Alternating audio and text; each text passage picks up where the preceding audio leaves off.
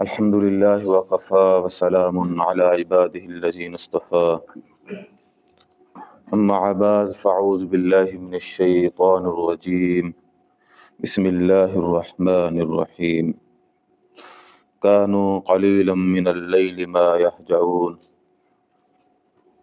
فقال النبي صلى الله عليه وسلم من قام رمضان إيمانا واحتسابا غفر له ما تقدم من ذنبه رواہ مسلم۔ عزیز سامعین کرام، سلسلہ برکات رمضان میں گزشتہ درس کے اندر ہم نے جو قرآن مجید کے اندر سے قیام اللیل کے حوالے سے چند باتیں آپ کے سامنے پیش کی کہ قیام اللیل یہ ایک بہت بڑی عبادت ہے کہ سب سے پہلے تو اللہ تبارک و تعالیٰ نے نبی کریم صلی اللہ علیہ وسلم کو حکم دیا کہ یا ایہا المزمل قم اللیل الا قلیلا نصفہ او انقص منہ قلیلا، تو یہ جو ہے او زد علیہ ورتل القرآن ترتیلا، تو یہ نبی کریم صلی اللہ علیہ وسلم کو اللہ تبارک و تعالیٰ نے شرف تخاطب عطا فرمایا۔ تو اسی طرح یہ صرف نبی کریم صلی اللہ علیہ وسلم تک بات محدود نہ تھی، بلکہ اللہ تبارک و تعالیٰ نے قرآن مجید کے اندر صالحین اور اہل جنت کی بھی خوبیاں یہی بیان فرمائیں۔ تو اس حوالے سے بھی بات کی تھی کہ اللہ جل شانہ نے اہل جنت کے بارے میں بیان فرمایا کانوا قلیلا من اللیل ما یہجعون۔ اہل جنت کی ایک خوبی یہ ہے کہ ان کی جو ہے وہ راتوں کو کم سویا کر، تو وہ اللہ تعالیٰ کی اس عبادت میں ملوث رہتے تھے۔ اور دوسرا جو صالحین کے بارے میں فرمایا وہ تھا تتجافى جنوبهم عن المضاجع يدعون ربهم خوفا وطمعا، تو یہ ان کی صفت تھی، یعنی اللہ تبارک و تعالیٰ نے جنتی لوگوں کی اور صالحین لوگوں کی صفت بیان فرمائی کہ وہ ان کے جو پہلو تھے وہ بستر سے الگ رہتے تھے، وہ اللہ تبارک و تعالیٰ کو پکارتے ہیں خوف اور طمع سے۔ چونکہ یہ گزشتہ دروس میں یہ باتیں ہو چکی ہیں، تو یہاں کہنے کا مطلب یہ تھا کہ اس کی اہمیت ہے، اس کی شان ہے، اس کا مقام ہے۔ اب نبی کریم صلی اللہ علیہ وسلم نے فرمایا من قام رمضان ایمانا واحتسابا غفر له ما تقدم من ذنبه، جو آدمی رمضان المبارک میں ایمان اور ثواب کی نیت کے ساتھ قیام کرے گا، دیکھیں قیام ہو جسے ہم قیام اللیل کہتے ہیں، تہجد ہو، احادیث میں بھی یہی نام آیا، اور تراویح سے ہے کہ 4 رکعتوں بعد بیٹھ کے آرام کرتے ہیں، تو اس لیے اس کا نام یہ رکھا گیا، ورنہ یہی قیام اللیل ہے، یہی تہجد ہے، تو یہ کوئی الگ الگ چیزیں نہیں ہیں۔ تو اس کے جو حدیث مبارکہ ہے من قام رمضان ایمانا واحتسابا غفر له ما تقدم من ذنبه، اس کے اندر اللہ تبارک و تعالیٰ نے مومنین کو یہ بتایا کہ بھئی رمضان المبارک کوئی عام مہینہ نہیں ہے، اگر کوئی آدمی ایمان کے ساتھ اور اصلاح اور ثواب کی نیت کے ساتھ قیام کرے گا تو غفر له ما تقدم من ذنبه، اس کے کیا ہے اللہ جل شانہ تمام گناہ صغیرہ کو کیا کر دیں گے، معاف فرما دیں گے۔ تو یہ کس کی شان ہے؟ اب نا یہ تمام باتیں آپ کے سامنے پیش کرنے کا مقصد یہ ہے کہ رمضان المبارک میں قیام کیا جائے، جس طرح باقی تمام عبادتیں رمضان کے اندر کیا ہے وہ ان کی اہمیت بدل جاتی ہے، رمضان المبارک کے اندر ان کی شان بڑھ جاتی ہے، ثواب بڑھ جاتا ہے، تو یہ قیام کا بھی ثواب ہے۔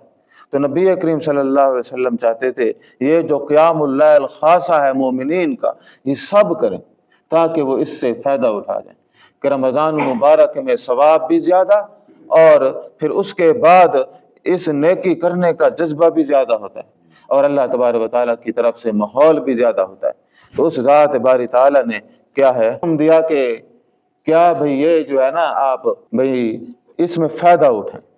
اب دونوں طرف سے افراط و تفریط جو ہے نا یہ خطرناک چیز ہے۔ ایک طرف سے ایک زور لگانے پہ کھڑے ہیں بھئی اس کو فرض کے برابر کھڑا کہتے ہیں، دوسری طرف وہ لوگ ہیں وہ کہتے ہیں کچھ بھی نہیں ہے، بھئی کچھ نہیں ہے، قرآن مجید میں ایسا ہے، اللہ تعالیٰ نے ایسے بیان کر دیا، اور یہ اس حوالے سے میں ابھی آپ کے سامنے پیش کرتا ہوں۔ بنیادی طور پر اصل جو مسئلہ ہے وہ یہ ہے کہ جناب عمر رضی اللہ تعالی عنہ کا وہ واقعہ آتا ہے جو بیان کرتے ہیں جناب عبد الرحمن بن عبد القاری، یہ ساتھ تھے رضی اللہ تعالی عنہم۔ تو جب وہ مسجد نبوی میں تشریف فرما ہوئے تو آپ نے دیکھا کہ ایسے لوگ نا قیام اللیل کر رہے ہیں۔ اب وہ کوئی الگ الگ کر رہے ہیں، کوئی تھوڑے تھوڑے بھی ہیں، مثال ایک طرف سے 5-7 بندے ہیں، ایک طرف سے ایک ہے، کئی اس طرح۔ تو وہ لوگ تھے کہ جو لوگ بیچارے کیا کرتے تھے بھائی، جو مزدور آدمی تھے یا کوئی ان کی مصروفیات ہوں گے وہ زیادہ تھے، جاگ نہیں سکتے تھے، تو انہوں نے یہ کوشش کرتے تھے عشاء کے بعد بھی کیا کریں، ہم یہ پڑھ لیں تاکہ رات کو پتہ اٹھا نہ جائے۔ تو خیر انہوں نے جب دیکھا تو وہ ظاہر ہے کہ آپ ایک بندہ ادھر پڑھ رہا ہو دوسرا ادھر، وہ سارا معاملہ اور تھا۔ تو جناب عمر رضی اللہ تعالیٰ عنہ نے فرمایا کہ آپ اس طرح کریں کہ آپ، انہوں نے ایک امام مقرر فرما دیے، وہ بڑے تھے کہ جنہیں سید القرآ بھی کہا جاتا ہے، جناب ابی بن قعب رضی اللہ تعالیٰ عنہ، وہ حافظ قرآن تھے۔ تو آپ نے فرمایا کہ آپ اس طرح کریں بھائی، آپ ہی ان کو پڑھا دیں۔ یہ جب انہوں نے یہ معاملہ کیا تو اس میں ڈھیر ساری باتیں اور ہیں اسی حدیث کے اندر۔ پہلے تو یہ ہے کہ اس میں خود حضرت عمر نے نہیں پڑھی، ایک بات، نہ عبد الرحمن بن عبد القاری نے پڑھی، وہ تو وہی لوگ تھے جو چند لوگ تھے، انہوں نے اس کو ادا کیا، یہ ایک بات۔ دوسری بات، اسی میں آپ نے یہ بات بھی فرمائی، یہ جو نماز ہے نا، یہ وہ نماز اس سے بہتر ہے کہ جو یہ اس وقت سوئے ہوتے ہیں۔ مراد یہ ہے کہ یہ اول پڑھ رہے ہیں، جو اخیر رات کی نماز ہے وہ کیا ہے، اس سے زیادہ بہتر ہے۔ تو اس میں یہ بات بھی واضح ہو گئی کہ جناب عمر رضی اللہ تعالی عنہ جو تھے وہ اخیر رات قیام فرماتے تھے۔ اور دوسرا، یہ جماعت کا کھڑا کرنا یہ کوئی بھی ان کی اپنی بات نہ تھی، کیونکہ اس سے پہلے نبی کریم صلی اللہ علیہ وسلم نے جماعت کرائی تھی۔ ہاں، یہ نہیں ہے کہ وہ انہوں نے پہلی دفعہ کھڑا کیا تھا، بلکہ جو ہے آپ صلی اللہ علیہ وسلم کے بارے میں مشہور ہے کہ وہ آپ جو ہے ایک دفعہ تشریف لائے تو حتیٰ کہ انہوں نے ڈیٹ بھی بتائی ہے اور قیام کا وقت بھی بتایا ہے۔ تو آپ کھڑے ہوئے تو 23 کی رات تھی، آخری عشرہ تھا، 23 کی رات تھی، تو آپ نے نماز پڑھائی، نصف اللیل تک پڑھائی، پھر آپ چلے گئے۔ اچھا، آپ نے کسی کو کہا بھی نہیں، تو چونکہ وہ آپ پڑھتے تھے تو آپ کا پڑھنا اور وہ تو زیادہ بحث ثواب تھا، تو وہ سارے لوگ کھڑے ہو گئے۔ اس کے بعد جب یہ معاملہ ہوا تو اب پھر آپ صلی اللہ علیہ وسلم آئے 25 کو، یعنی ایک رات پھر بھی نہ آئے، پھر آپ پڑھ رہے تھے۔ اس کا مطلب یہ نہیں کہ آپ پڑھتے نہیں تھے، لیکن آپ الگ پڑھتے تھے، کیونکہ جو ہے نا یہ افضل الصلاۃ فی البیت ہے۔ تو اب وہ 25 کو پھر آپ نے پڑھائی، اس کے بعد جو ہے تھوڑا کم تعداد میں پھر آپ پھر نہ آئے، پھر 27 کو جو پڑھائی نا تو وہ اتنی طویل تھی کہ وہ کہتے ہیں کہ بھئی جو وقت الفلاح تک لے گئے۔ وقت الفلاح مانا سحری کا وقت۔ تو آپ نے پڑھائی، اس میں آپ کی ازواج بھی تھیں، بچے بھی تھے، بہت یعنی سارے تھے، تو آپ نے ان کو سب تک پڑھائی۔ تو وہ اس کو کہتے ہیں وقت الفلاح، یعنی سحری کا وقت۔ خود صحابہ نے استفسار کیا بھئی کیا ہے وقت، انہوں نے کہا کہ یہ سحری کا وقت ہوتا ہے۔ تو آپ نے اتنی طویل پڑھی۔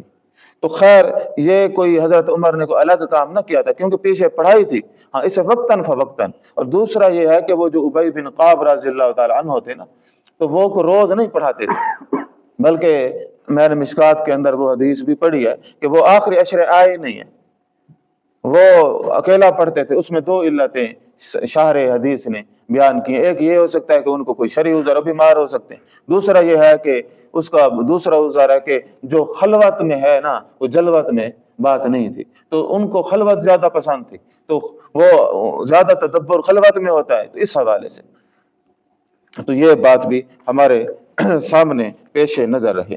تو اب لب لباب بات کا یہ ہے کہ دیکھیں قیام اللیل ثابت چیز ہے، قرآن سے بھی ثابت ہے، آپ کے عمل سے بھی ثابت ہے، اور آپ کی ترغیب سے بھی ثابت ہے۔ تو یہاں ایک میں حدیث بھی پڑھتا ہوں۔ اچھا، اس میں یہ ایک اضافہ کیا جاتا ہے کہ آپ صلی اللہ علیہ وسلم نے فرمایا حتی خشیت ان یکتب علیکم، ہے کہ بھئی یہاں تک کہ مجھے یہ خوف ہوا کہ یہ کیا ہے تم پر فرض نہ ہو جائے۔ تو پہلی بات آپ یاد رکھیں یہ صحیح ہے میں ہے، لیکن ترمذی والی حدیث میں یہ جملہ ہے ہی نہیں۔ آپ نا اسلام ایک فطری طبی چیز ہے، شریعت ایک فطری چیز ہے۔ اللہ تبارک و تعالیٰ کی شان ہے لا یکلف اللہ نفسا الا وسعها، تو یہ امکان ہرگز نہ تھا کہ بھئی کوئی فرض ہو جائے گی، جو کیونکہ آگے آپ نے فرمایا کہ وَلَوْ كُتِبَ عَلَيْكُمْ مَا قُمْتُمْ بِهِ، تو اگر تم پر فرض ہو گئی تو تم اس کی ادائیگی سے بھی جو ہے قاصر رہ جاؤ گے۔ تو یہ کوئی اسلام میں ایسا حکم فرض نہیں ہوتا کہ جو انسان اس کا وزن اٹھا نہ سکے۔ آپ بتائیں روزہ چاہے جتنا مرضی ہو، کتنے صاحبین ہیں کہ یہاں کی سخت گرمی میں پورے روزے رکھے، تو انسان اٹھا سکتا ہے نا، کوئی ایسا وزن نہیں ہے جو اٹھا نہ سکتا ہو۔ تو بہرحال آپ صلی اللہ علیہ وسلم کے مزاج گرامی تھی کہ کان رسول اللہ صلی اللہ علیہ وسلم یرغب فی قیام رمضان من غیر ان یعمر فیہ بعزیمت فیقول من قام رمضان ایمانا واحتسابا ما تقدم من ذنبہ۔ قیام رمضان کی ترغیب دیا کرتے تھے، لیکن تاکید کے ساتھ صحابہ کو کوئی حکم نہ دیا۔ آپ ہمیشہ ان کو اس حدیث سے صاف واضح ہوتا ہے کہ آپ کیا کرتے تھے، ترغیب دیا کرتے تھے۔ تو یہاں میں ایک اور بات بھی آپ کے سامنے کرنا چاہتا ہوں کہ بھئی قیام اللیل تو ثابت ہے، اس کو کرنا، ہاں یہ اختلاف ہے کہ آپ کو ہے کہ بھئی آپ نہیں پڑھنا چاہتے جماعت کے ساتھ، تو لیکن آپ پھر اکیلے پڑھ لیں، فی البیت پڑھ لیں، کیونکہ یہی سنت رہی ہے علماء کی، یہی صحابہ کی، کہ وہ پڑھتے ضرور تھے۔ یہ نہیں ہے کہ آپ اس کو دھتکار دیں اور گھر جا کے سو جائیں، تو یہ نہ کوئی یہ شرف بھی نہیں ہے اور طریقہ بھی نہیں ہے۔ ہاں آپ پڑھ لیں، مثال یہاں پڑھ لیں، نہیں ہے تو آپ مثال ایک بندے کو زیادہ تقویٰ ہے تو وہ گھر میں پڑھ لیں، مثال اس کو پوری اجازت ہے آخری رات بھی پڑھ لے۔ اچھا یہاں مسجد میں بھی ممکن ہے کہ جو ہے وہ 2 بجے قیام اللیل شروع کیا جائے، تو وہ جو صاحبین ہیں وہ بھی پڑھ سکتے ہیں۔ تو چونکہ یہ درجہ کے لحاظ سے ہمیشہ نفع مند چیز رہی ہے، ثواب کے لحاظ سے فائدہ مند چیز رہی ہے، تو یہ ہے کس لیے؟ مثال قیام اللیل کیا ہے، یہ پڑھنا کیوں ہے؟ دیکھیں اگر ہم اس کے مقصد کو چھوڑ دیں گے نا، میں نے کل بھی کہا تھا یہ عبادت رسم ہو جائے گی، تو آج یہ رسم کی صورت میں ہمیں یہ زیادہ نظر آتی ہے۔ اس میں کئی سارے مسائل ہیں۔ دیکھیں یہ جو قیام اللیل ہے نا، یہ ہے دورہ قرآن، کہ قرآن مجید کو پڑھا جائے، غور کیا جائے، تدبر کیا جائے۔ اگر اس بات کو نکالیں پھر کیا نکلے گا؟ خالی اٹھک بیٹھک بن جائے گی، اور کیا بن جائے گی؟ دوسرا ہے کہ رکوع سجود، یہ تسبیحات، استغفار، تحمید اور اللہ تعالیٰ کے ساتھ دعائیں، یہ چیزیں اس کے اندر اہم ہیں۔ اگر اس کو بھی نکال دیں پھر مثال اس میں کوئی بندے کا یہ نہ ہو، کوئی غور و فکر نہ ہو، تو پھر کیا نتیجہ نکلے گا؟ تو بہرحال ہر آدمی کوشش کرے کہ اللہ تبارک و تعالیٰ نے اسے ایک جو ہے بہترین موقع زندگی میں عطا فرمایا ہے کہ وہ جو ہے اس سے بھرپور فائدہ اٹھائے۔ کل ہو سکتا ہے کوئی بیماری یا پھر اسے موت ہی اچک لے، تو آدمی کی کوشش کرنی چاہیے کہ وہ اس کو کیا کرے، لازمی پڑھتا رہے تاکہ اس سے کوئی درجات حاصل کرے۔ ہاں اگر کوئی آدمی مثال کسی بھی وجہ سے اس کو ادا نہیں کر سکتا، تو وہ کو پھر یہ نہیں ہے کہ وہ اہل جہنم میں ہو گیا ہے اور اس کا یہ وہ، تو وہ مولویوں نے پھر کام اٹھا کے رکھے ہیں، ان کے پھر اپنے مقاصد ہیں، تو وہ پھر ٹارگٹس ہیں، تو وہ ان کو پورا کرتے ہیں۔ باقی اس کی کچھ اور چیزیں بھی بس مختصر بیان کرتا ہوں۔ اصل میں یہ عنوان زیادہ تفصیل طلب ہے، وہ 1 گھنٹے سے بھی زیادہ کا، تاکہ وہ بات جو ہے نا زیادہ سے زیادہ واضح ہو جائے۔ تو میں نے تو خلاصتاً بیان کیا، اس میں بھی کئی اہم باتیں جو ہیں بیچ میں رہ گئی ہیں۔ اچھا یہ بدعات رمضان، 4 تراویح کے درمیان جو تسبیح پڑھی جاتی ہیں وہ ثابت نہیں، آپ کوئی بھی ذکر کر سکتے ہیں، یعنی یہ نہیں ہے کہ محدود ہے 3 کلمہ پڑھیں تو فلاں کا، یہ خود انہوں کی اپنی لگئی ہے، تو آپ کوئی بھی تسبیح پڑھ سکتے ہیں۔ بلکہ جو ہے وہ ایک امام ہے ان کا قول ہے کہ وہ علامہ ابن حمام صاحب فتح القدیر اور صاحب عنایہ نے تحریر کیا، ہر 2 تراویحوں کے درمیان خاموشی کے ساتھ انتظار کرنا مستحب ہے، کیونکہ تراویح اور ترویح راحت سے ماخوذ ہے، لہذا ایسا کام کرے کہ جس میں راحت پائی جائے، اور یہ بات ظاہر ہے کہ راحت خاموشی میں بیٹھے رہنے میں ہے، اور اس لیے خاموش رہے۔ تو یہ ان کا قول ہے۔ اگر وہ کوئی بھائی استغفار پڑھنے سے بھی کوئی راحت میں اتنا کوئی خاص فرق نہیں آتا، تو مراد یہ ہے کہ کچھ بھی وہ ادا کر لے یا خاموش بیٹھا رہے، تو اس میں بھی کوئی یہ نہیں ہے۔ تو اصل ہوتا ہے اس بیچ آرام، تھوڑی دیر بیٹھ کے پھر کریں. تو چونکہ وہ لمبی لمبی رکعت پڑھتے تھے 100 کیونکہ انفرادی نماز تھی، تو وہ ابی بن کعب یا باقی صحابہ کے بارے میں وہ ہر رکعت میں 100 آیات پڑھتے تھے. اب 100 آیات پڑھیں تو کتنی لمبی ہوتی. پھر صحابہ کی جتنے آثار ملیں گے نا، وہ جتنا بھی پڑھتے تھے وہ بہت لمبی پڑھتے تھے. بلکہ وہ ایک حدیث میں آتا ہے کہ وہ کہتے ہیں کہ پھر ہم اتنی نماز لمبی پڑھتے تھے کہ پھر ہمیں یہ خوف ہو جاتا تھا کہ اپنے غلاموں کو کہیں کہ وہ سحری لے آؤ، یعنی پتہ نہیں چلتا تھا سحری کا ٹائم بھی ختم ہو گیا. تو یہ اتنا طویل قیام اللیل تھا. باقی جو ہے نا، یہ تراویح پڑھانے والے امام کو اجرت دینا اور یہ ساری چیزیں، یہ بھی ایک اور طرح کی چیزیں. اس کے حوالے سے جو ہے مفتی تقی عثمانی صاحب، مولانا یوسف لدھیانوی صاحب جو ہے وہ پہلے مولانا یوسف لدھیانوی صاحب کا پڑھ لیتے ہیں. اجرت لے کر تراویح پڑھانا جائز نہیں. ایسے الفاظ کے پیچھے نماز تراویح مکروہ تحریمی ہے. اس کی بجائے علم تارا یعنی چھوٹی صورتوں کے ساتھ پڑھ لینا بہتر ہے. یہ ان کی کتاب ہے آپ کے مسائل اور ان کا حل. دوسرا مولانا تقی عثمانی صاحب، تراویح پڑھانے پر اجرت لینا جائز نہیں. فتاوی عثمانی. جناب اشرف علی تھانوی صاحب اپنی کتاب قصد السبیل میں فرماتے ہیں رمضان المبارک میں ختم قرآن کے موقع پر شرینی بانٹنا یہ سب ناجائز امور ہیں. ہماری ہی مسجد کو دیکھ لیں، اس میں ختم مٹھائی تقسیم نہیں ہوتی. تو کتنا عاشقان قرآن کا رش ہوتا ہے. اگر مٹھائی اور بدعات کے کام کیے جاتے تو پھر خوب ہی ہجوم ہوتا. تو یہ کئی چیزیں آپ دیکھ لیں کہ بڑھ گئی ہیں. اچھا اب علماء یہ کہتے بھی نہیں ہیں، وہ تو شاید فوت تھی گئے یا بعض کہہ دیتا ہے اور تو انہوں نے اپنی دکانیں بند تھی نہیں. اب تو انہوں نے باقاعدہ وہ بنا لیے ہیں جی محفل ختم قرآن، تو پورا ان کی کمائی کا ایک ذریعہ بن گیا اور بس وہ بیٹھ کے تو پھر یہ سب خرافات ہیں. تو اب وہ تو جدید علماء لکھیں گے تو پتہ چلے گا. تو اسی طرح مفتی عبدالعزیز الرحمن عثمانی مفتی دارالعلوم دیوبند بھی اجرت کا رد کرتے. اور بھی بہت سارے علماء ہیں جنہوں نے، خود شاہ صاحب رحمۃ اللہ علیہ ساری زندگی یہی بات ان کو بتلاتے رہے کہ یہ سارا کچھ چھوڑیں.